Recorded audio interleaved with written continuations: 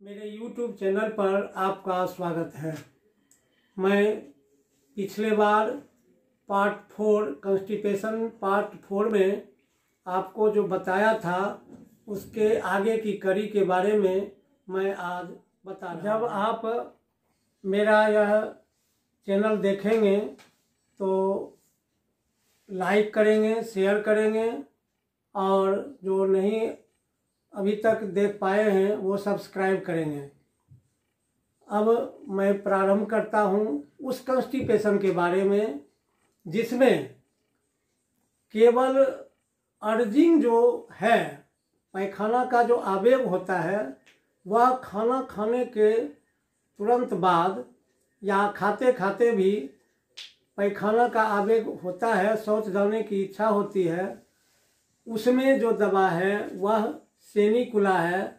सेनिकुला का 200 पोटेंसी अच्छे कंपनी की दवा लेने पर ज़रूर से ज़रूर फायदा करेगा। लेकिन सेनिकुला का एक लक्षण यह भी है कि वह पेशेंट के मुंह में छाला यानी एपथी होता है, जिसमें उसको हवा खींचने की इच्छा होती है। उसमें इतना जलन होता है जो वह हवा खींचना चाहता है और हवा खींचने से, ठंडी हवा खींचने से उसको आराम मिलता है। यह उसका एसोसिएट सिम्टम हो सकता है या नहीं भी हो, लेकिन जब पैखाना का अर्जिंग, शौच जाने की इच्छा तभी होगा जब खाना खाने के तुरंत बाद उसको लगे। उस लक्षण में, उस कॉन्स्टिपेशन में यह दवा दी जाएगी सेनिकुला, तो अवश्य लाभ होगा और उस तरह के लक्षण वाले कॉन्स्टिपेशन को जड़ से आराम कर देगा। अब मैं उस कॉन्स्टिपेशन के बारे में बताना चाहता हूँ जिसमें हर समय आवेग आते रहता है, थोड़ी थोड़ी देर पर आवेग आता है, शौच जाने की इच्छा होती है। उसमें जो दवा है वह मुख्य आपको बता रहा हूँ, कैप्सिकम, लैक्रिफ्लोरेटम, मर्कसोल, मर्ककोर, रस्टक्स एवं सल्फर। ये दवाएं 200 पोटेंसी से लेकर 1 m पोटेंसी तक लेते रहेंगे तो लक्षणानुसार तो अवश्य लाभ होगा और आपकी इस तरह की टेंडेंसी दूर हो जाएगी और उस तरह का कॉन्स्टिपेशन से निजात पाएंगे और उसके बाद पूर्ण आरोग्य होगा।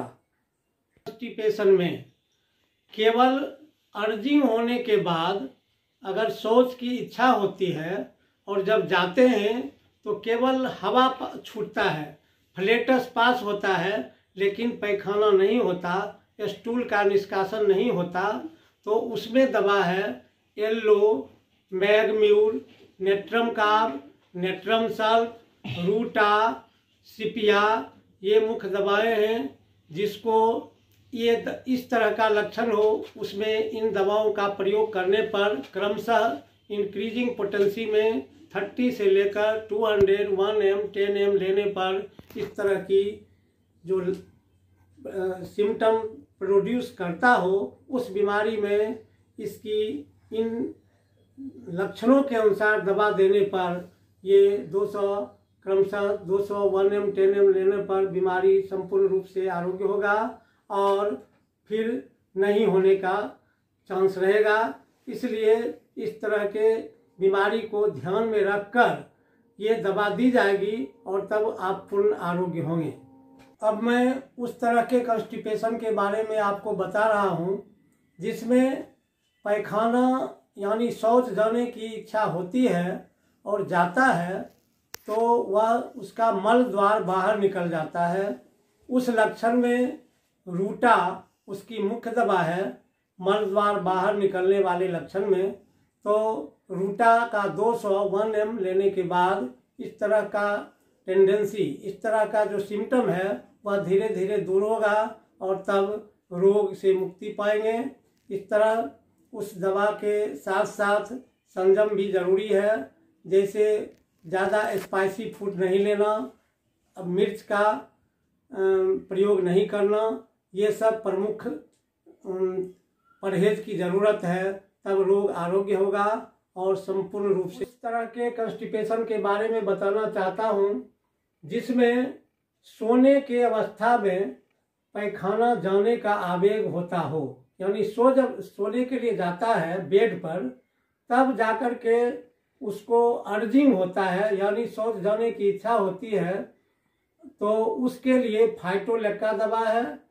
और उस तरह के कंस्टिपेशन में जिसमें पैखाना से आकर के फिर जब वह कोई कार्यक्रम करता है या कोई काम करता है तो फिर से पैखाना लग जाता है, यानी दोबारा पैखाना जाना पड़ता है, उसके लिए मर्कसोल दवा है। और ये दोनों दवा स्लीप ड्यूरिंग और आफ्टर स्टूल, इसमें क्रमशः फाइटोलेक्का और मर्कसोल लेने के बाद 200 पोटेंसी 1 ml लेने के बाद इस बीमारी से मुक्ति मिलती है और धीरे धीरे रोग आरोग्य हो जाता है।